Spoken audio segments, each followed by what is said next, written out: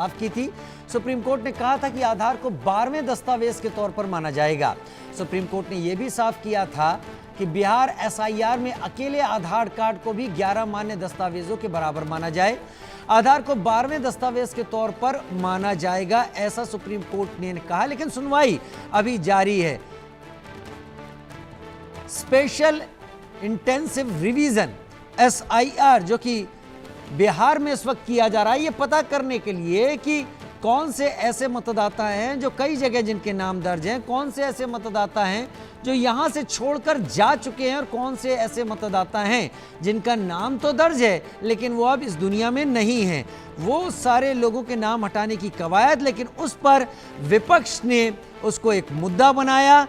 बिहार की जनता के सामने वोट चोरी के आरोप भी लगाए और वोटर अधिकार रैली भी की, यात्रा भी निकाली और अब सुप्रीम कोर्ट में भी इस पर सुनवाई चल रही है। सुप्रीम कोर्ट क्या कहता है, बहुत कुछ असर डालेगा बिहार चुनावों में इस सारे रिवीजन को लेकर।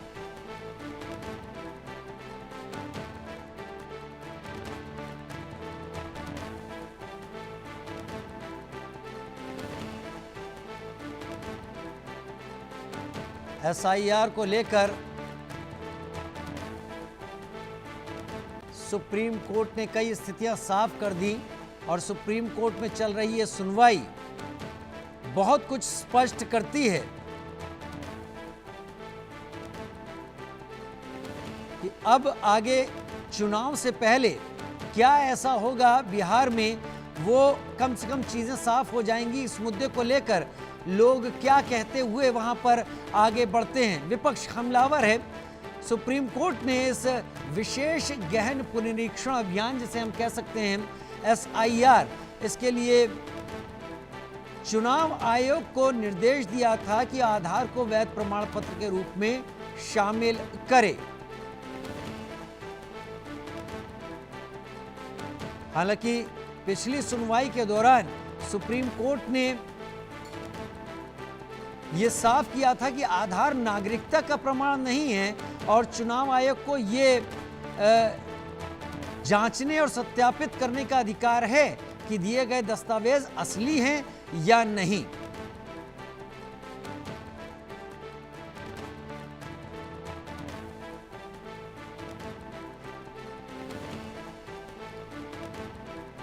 सुप्रीम कोर्ट में दलीलें रखी गईं कि चुनाव आयोग, इलेक्शन कमीशन अपनी प्रक्रियाओं का पालन नहीं कर रहा है।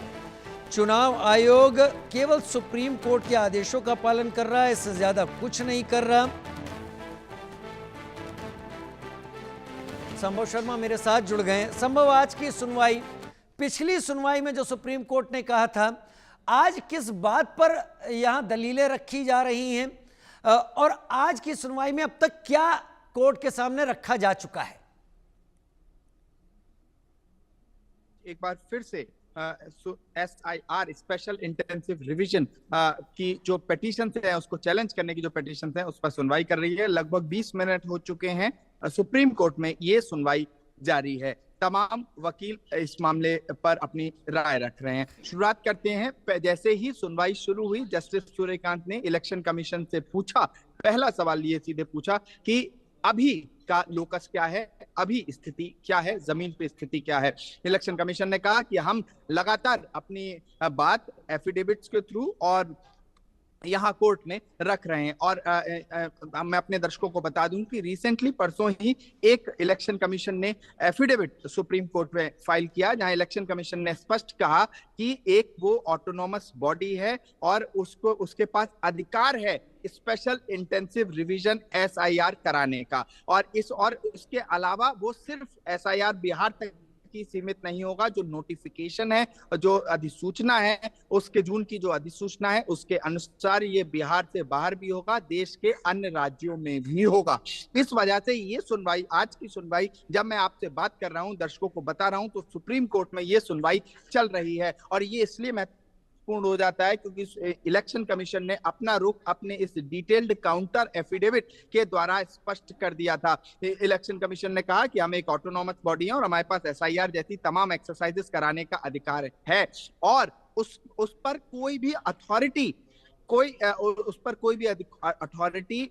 भी आयोग रोक नहीं लगा सकता और ये हमारा अधिकार क्षेत्र है। ये इलेक्शन कमीशन जो निर्वाचन आयोग है उसने अपने एफिडेविट में कहा। तमाम यही दलीलें जो वरिष्ठ अधिवक्ता इलेक्शन कमीशन की तरफ से हैं, राकेश द्विवेदी, वो भी सुप्रीम कोर्ट में रख रहे हैं। इसके अलावा जब पेटिशनर्स की बात आ रही है तो पेटिशनर्स अपनी दलील रख रहे हैं। जो गोपाल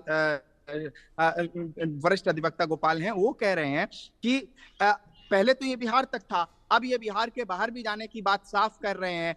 तो ऐसे में जस्टिस सूर्यकांत का बहुत बहुत इंपॉर्टेंट ऑब्जर्वेशन यहाँ पर उन्होंने कहा कि इसमें हम क्या कर सकते हैं। अगर कोई प्रॉब्लम है तो हमारे पास जब कोई पिटीशन आएगी तो हम उस स्टेट की भी बात सुनेंगे, जिस तरह से बिहार के एसआईआर को हम सुन रहे हैं, और दूसरे स्टेट्स को भी सुनेंगे। तो ये तमाम आर्गुमेंट सुप्रीम कोर्ट में चल रहे हैं। जस्टिस सूर्यकांत ने कई सवाल इलेक्शन कमीशन से भी पूछे हैं। हालांकि मैं आपको बता दूं कि पिछली हियरिंग में इलेक्शन कमीशन और एक तरह से वरिष्ठ अधिवक्ता कपिल सिब्बल, जो कि पेटिशनर्स की तरफ से आर्ग्यू कर रहे थे सुप्रीम कोर्ट में, एक तीखी बहस सुप्रीम कोर्ट में देखने को मिली थी, जहां पर इलेक्शन कमीशन बहुत ज्यादा एक तरह से रिलक्टेंट था या खुश नहीं था, नाखुश सा था कि आधार कार्ड को 12वें डॉक्यूमेंट के रूप में देखा जाए, क्योंकि इलेक्शन कमीशन ने 11 डॉक्यूमेंट्स की एक लिस्ट बनाई है, जिसमें पासपोर्ट है, जिसमें बर्थ सर्टिफिकेट है, जिसमें